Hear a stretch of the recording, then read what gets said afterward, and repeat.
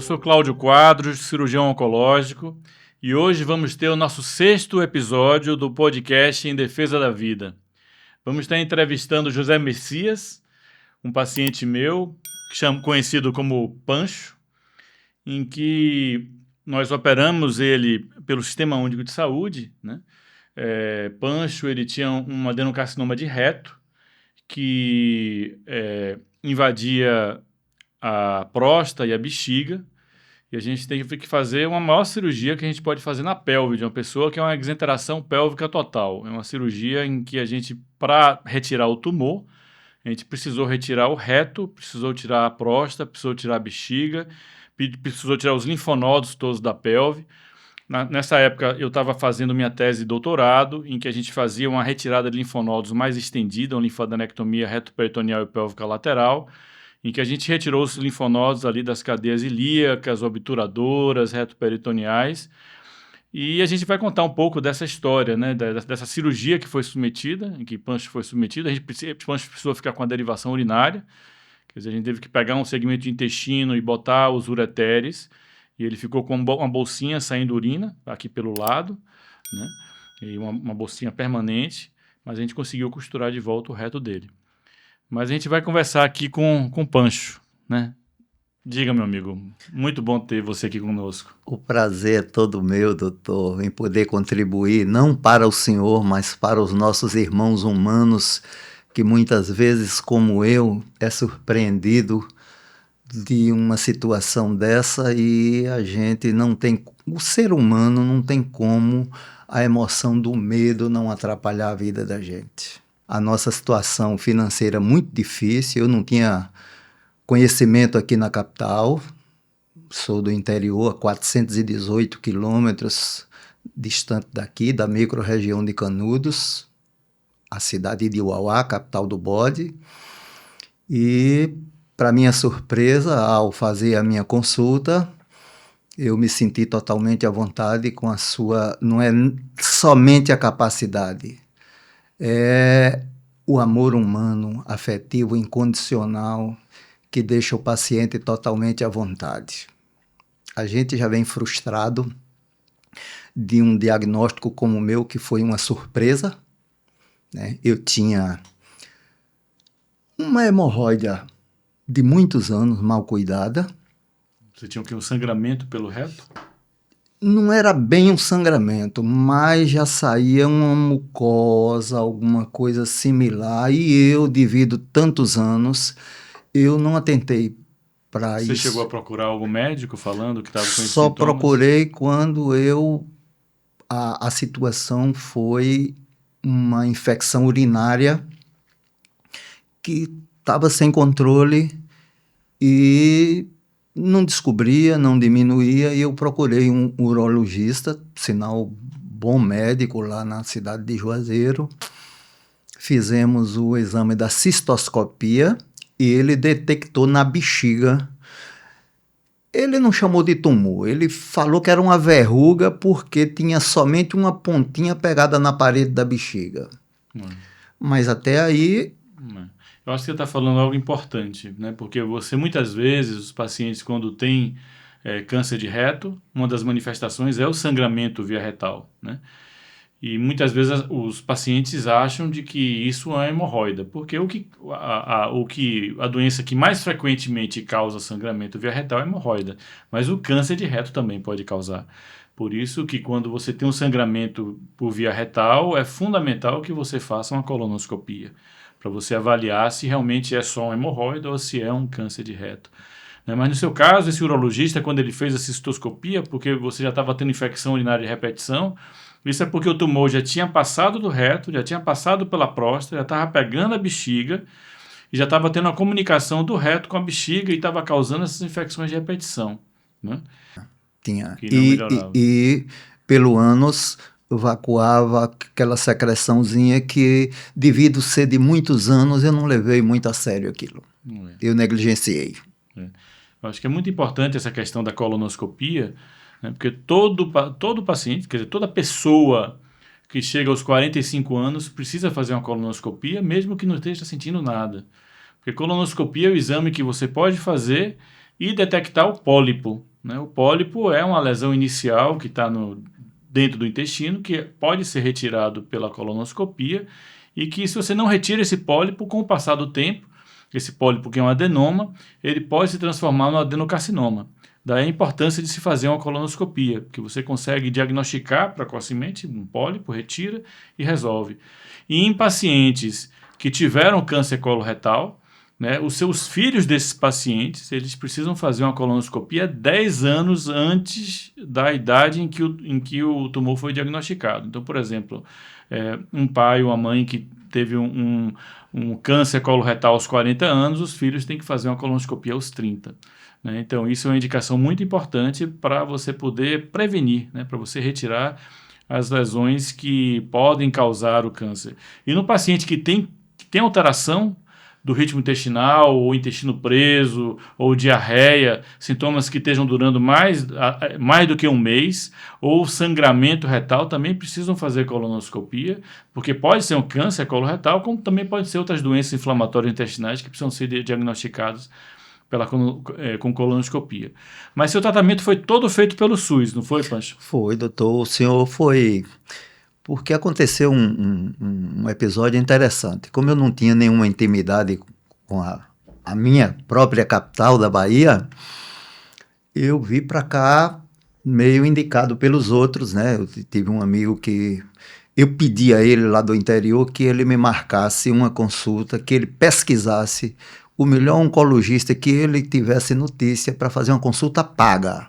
Mesmo a gente não tendo uma condição financeira, mas como eu não conhecia nada, eu queria saber da minha situação real, porque a imagem da colonoscopia, para mim, foi uma coisa que... A colonoscopia já diagnosticou que você estava com tumor no reto? É um negócio horrível.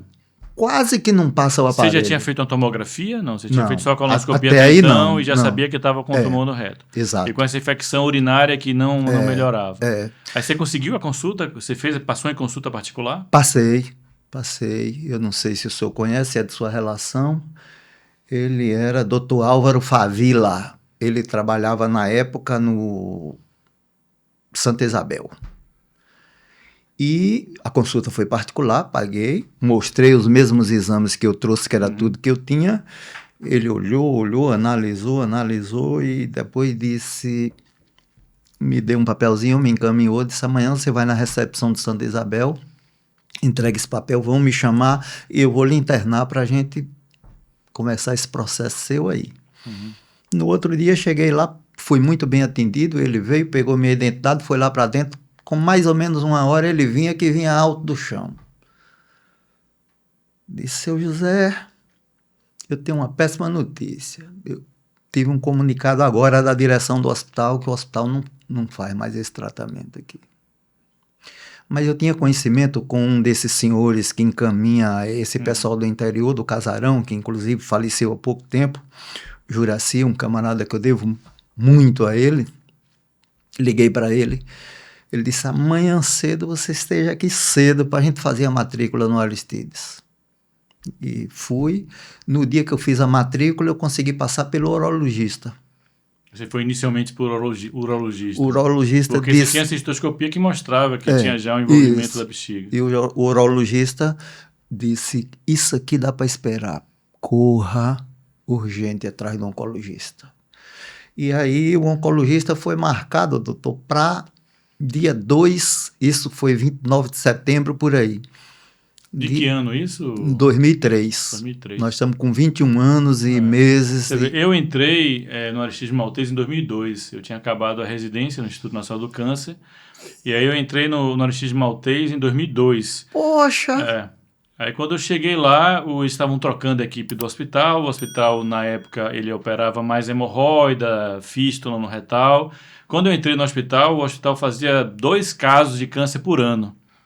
Né? Fiquei em 2002, passei 19 anos lá. Quando eu saí do hospital, mas eu já cheguei para coordenar o serviço, porque eles estavam trocando de equipe.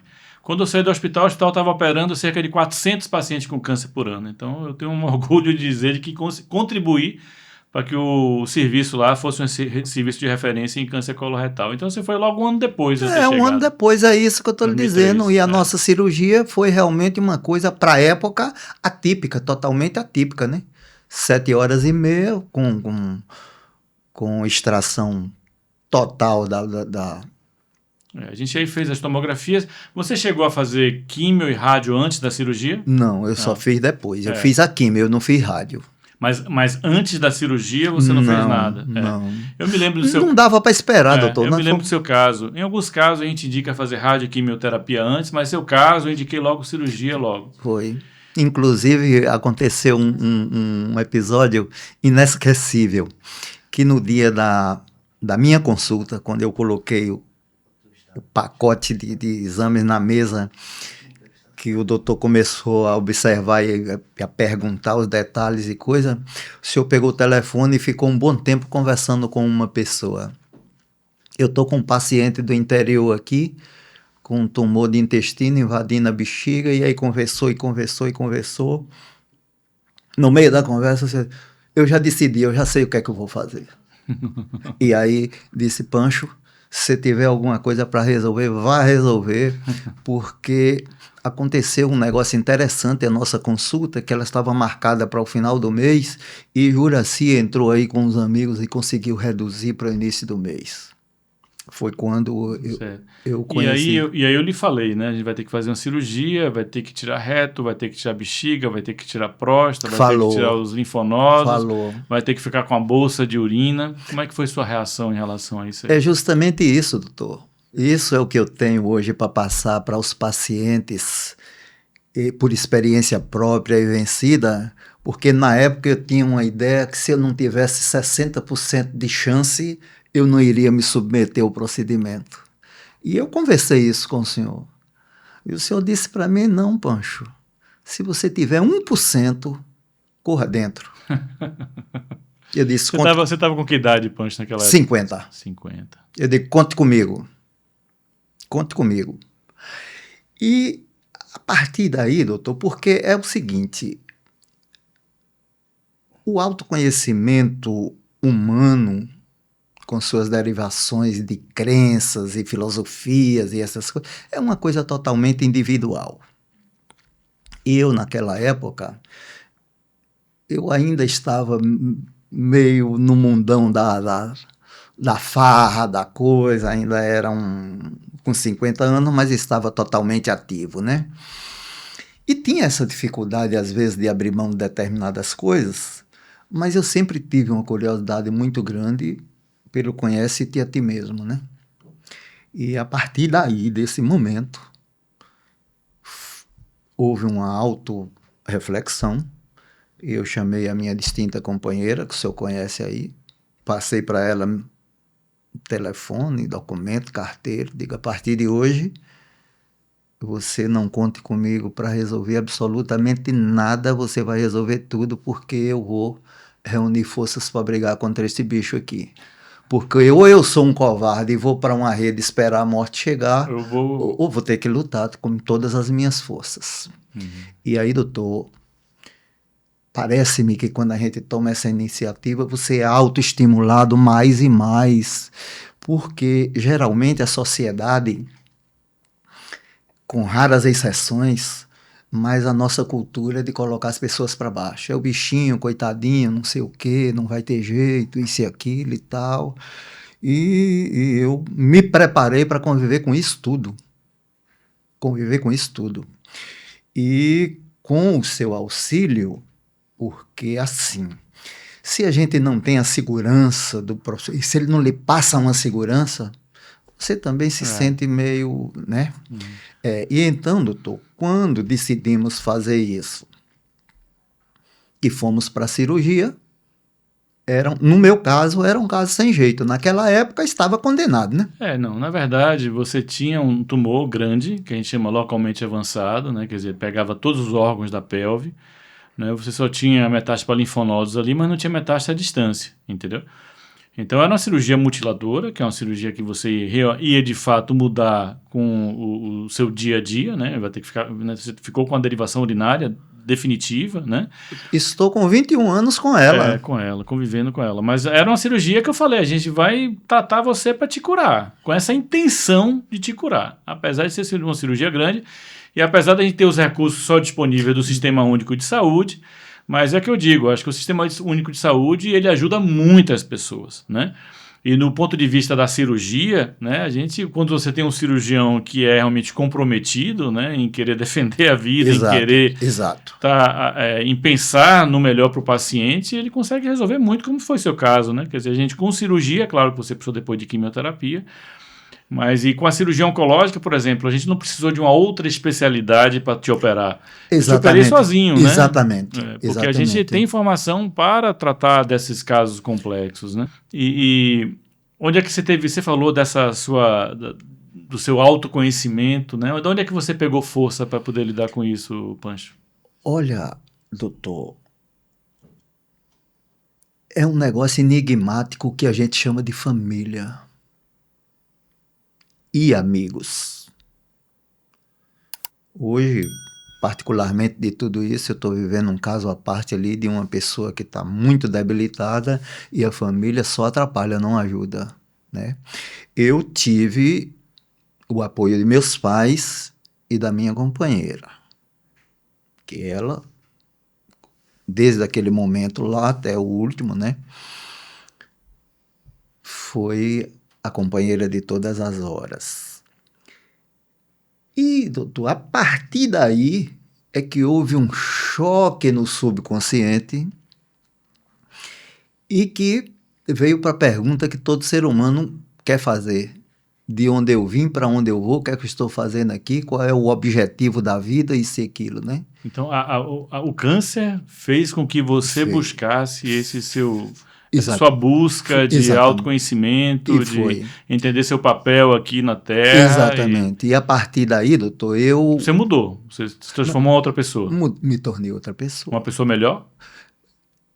A minha luta diária é para me tornar o melhor cidadão do mundo para mim. Porque se você é para você, você dá o que tem. Então isso reflete em todo o seu meio. Porque eu conhecia naquela época uma coisa assim meia... Eu conhecia o espiritismo kardecista, porque trata da reencarnação, foge totalmente dos padrões normais das religiões iniciais, as matrizes, né?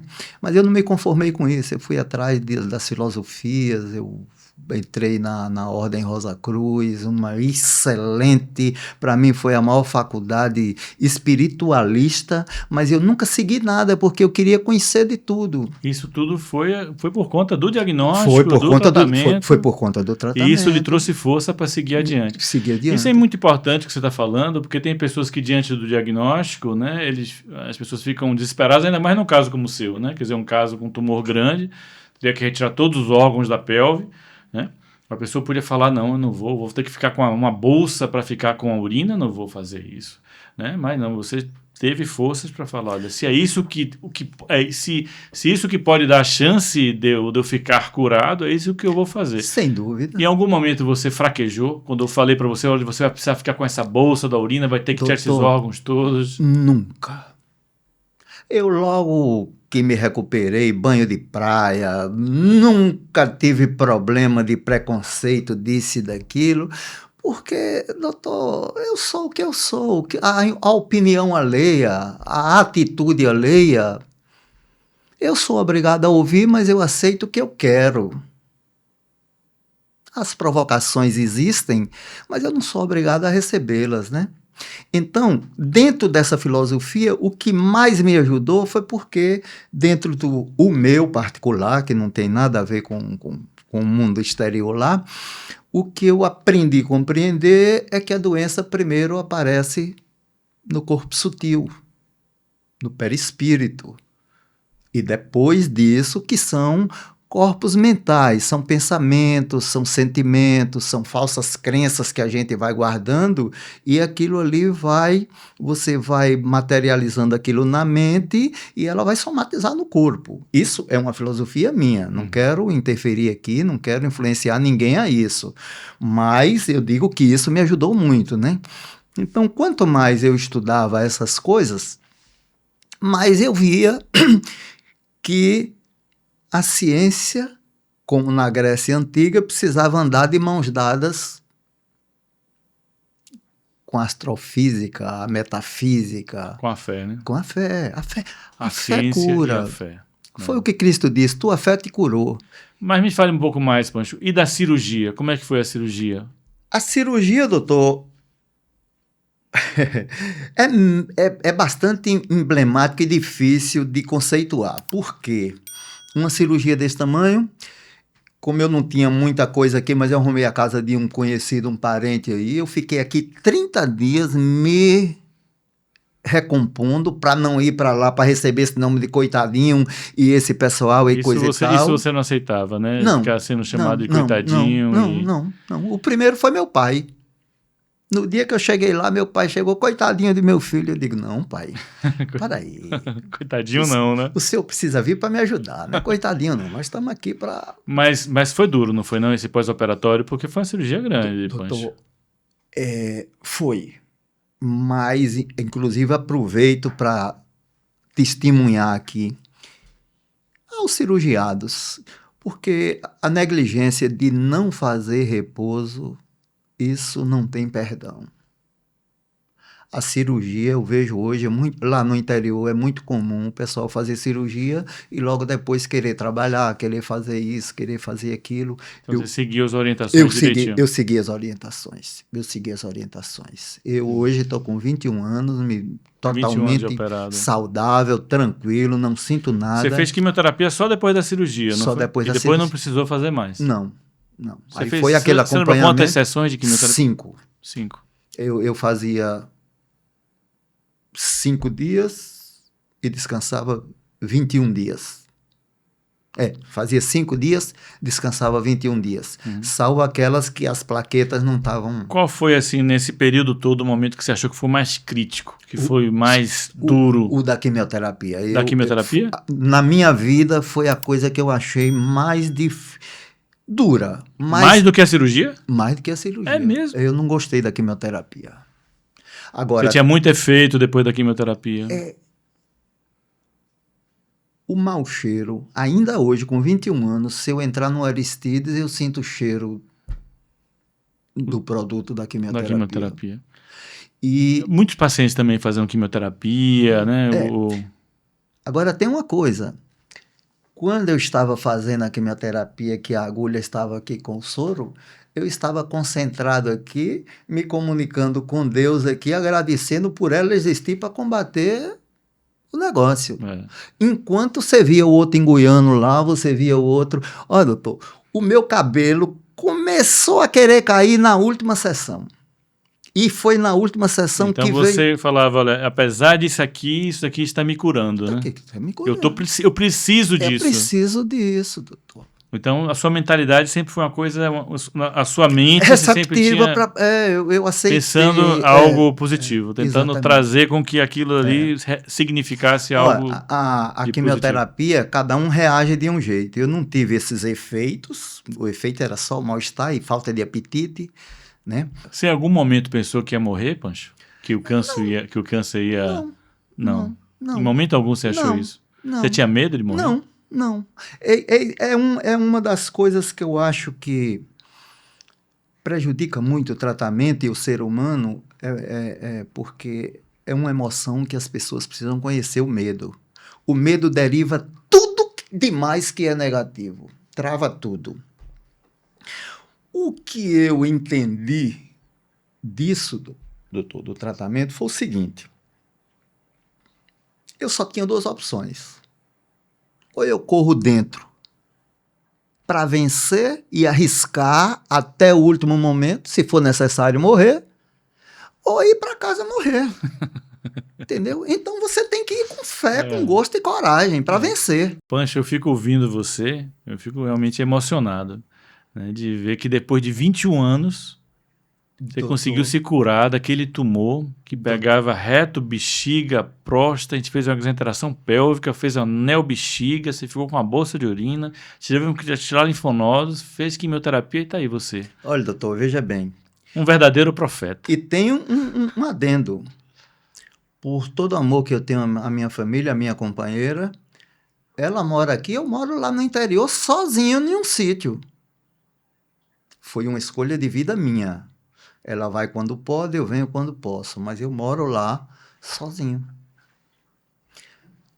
Aquela paz o contato com a natureza, acordar com os pássaros, estar sempre dentro de casa descalço, um cachorrinho do lado, um animalzinho ali para você dar comida, isso e aquilo, essa é a minha vida.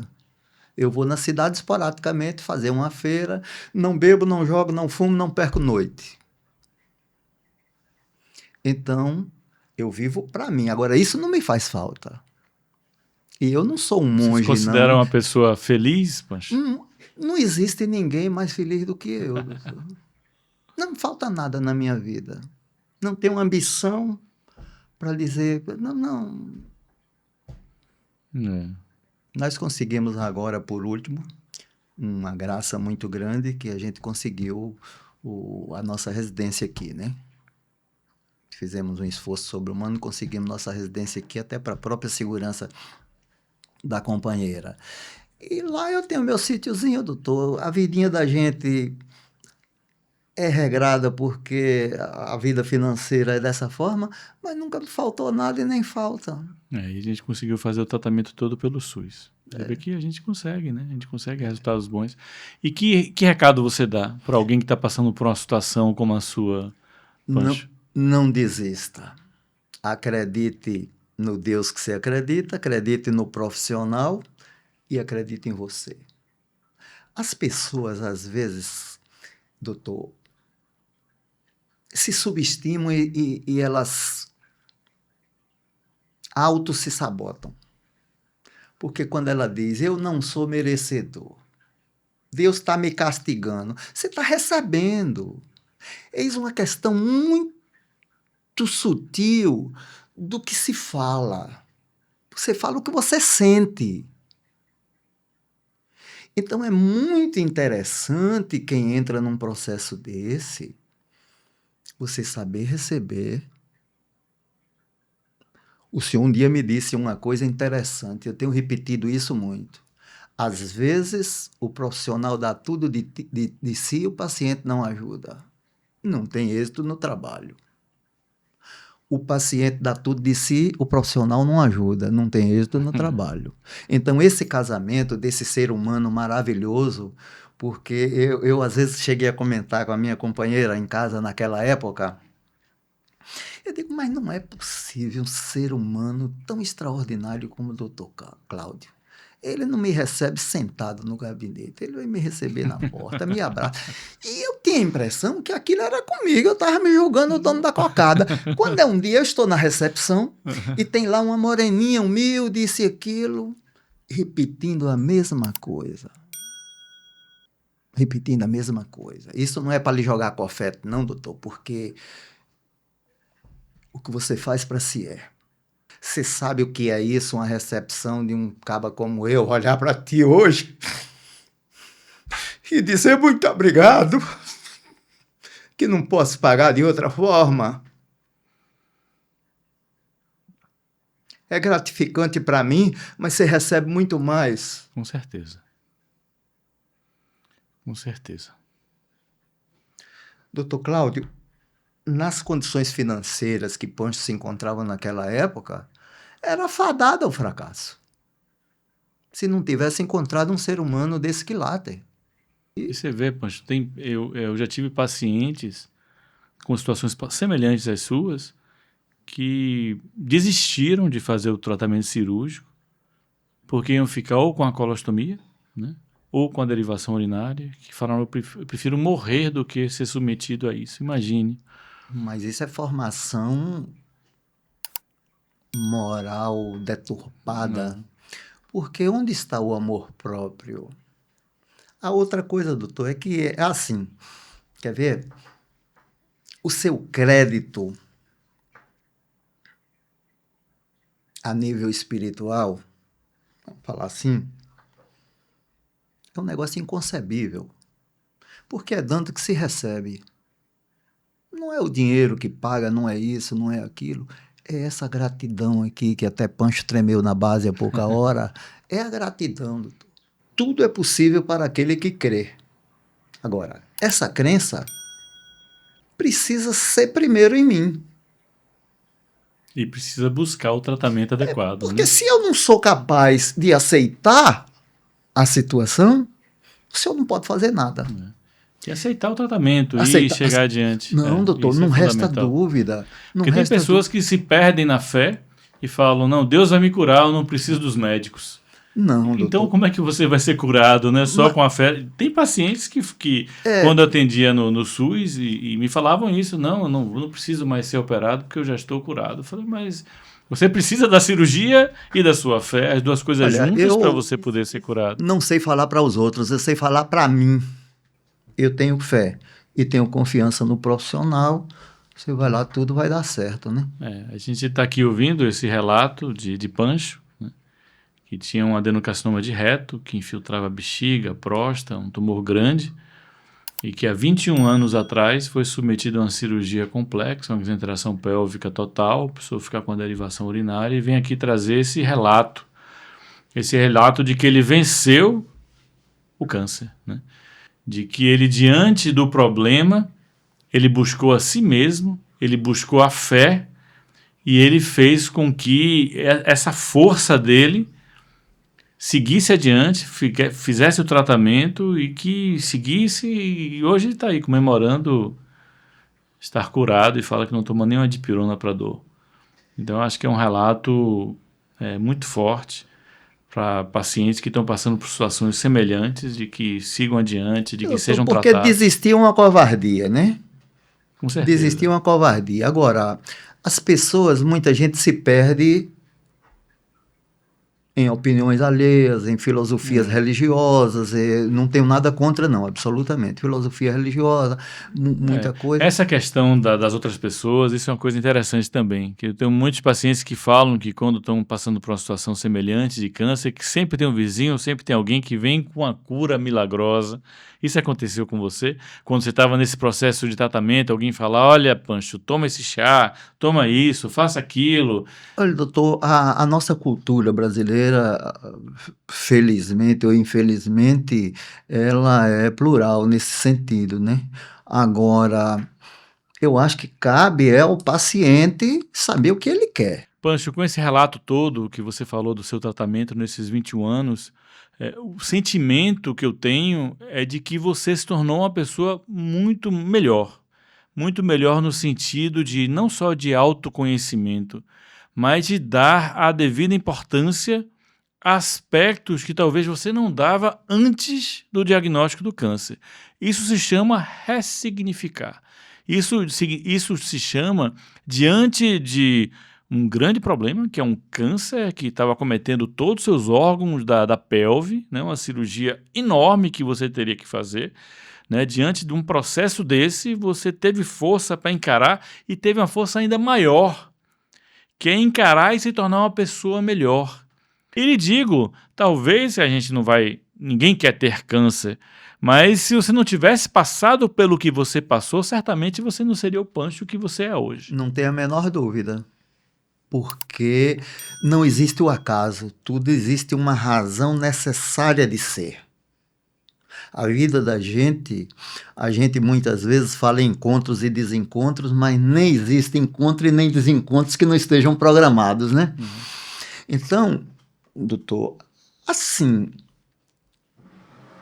eu sou um camarada totalmente humilde, eu moro na roça, doutor, sozinho. Não bebo, não jogo, não fumo, não perco noite, não vou às festividades. E você se diverte com o quê, Pancho? Diga aí. A minha vida é um paraíso. Eu sou um camarada totalmente realizado. O que me muito impressiona no seu relato é isso. É o quanto que você se transformou. Sem dúvida. Com esse processo. Sem dúvida. Que você poderia simplesmente estar ali, olha, como você não aceitou ser o coitadinho. Exatamente. Né? Você não aceitou ser a vítima. Exatamente. Né? Você não ficou questionando a sua fé porque é que você estava passando pelo que você passou. Doutor, eu vivo num... Rapaz, eu durmo bem, eu como bem, eu não tenho preocupação na vida. Eu estou aqui, eu não lembro do interior. Eu estou no interior, não lembro daqui. Eu sou um cara que vive... Você nem lembra do processo todo que você passou, né? Que nada, doutor. Não lembro, não. Que bom. Eu só tenho gratidão, porque eu sou um cara saudável, tranquilo. Eu não tenho limitação nenhuma. Agora, doutor Cláudio, eu vou lhe dizer aqui agora de todo o meu coração e de toda a minha alma, de toda a minha alegria. Um ser humano da sua espécie, do seu quiláter, é coisa rara. E não existe o acaso. Nos conhecemos numa situação totalmente difícil dessa, né? Quantos pacientes passaram na sua mão hoje, sumiram, foram embora, né? E a gente está com 21 anos, quase 22, vai completar agora em outubro, dia 10 de outubro, que nós nunca perdemos o contato, né? O contato e, assim, muito gratificante. Para mim é uma pessoa inesquecível mesmo. Assim, a minha gratidão é imensurável, né? E eu aprendi muito com você, Pancho. Eu me aprendi muito com a pessoa com que você se transformou, né? Com toda essa sua... Hoje você é uma pessoa muito, muito especial, né? Você é uma pessoa que trabalhou a sua fé, trabalhou o seu conhecimento, trabalhou a sua relação com as pessoas, né? Então você passa uma mensagem muito boa. Então eu aprendi muito, né? Quer dizer, apesar de tudo que você passou, você conseguiu se transformar numa pessoa melhor. Não existe carga nenhuma aqui do passado. Nenhuma, acredita? Eu não lembro de tratamento, não lembro de nada, não. Não carrega esses negócios, não. É hoje, aqui, agora e vamos que vamos. Maravilha, é isso aí. Meu anjo bom. Obrigado pela confiança. Ô, doutor Cláudio, é por aí.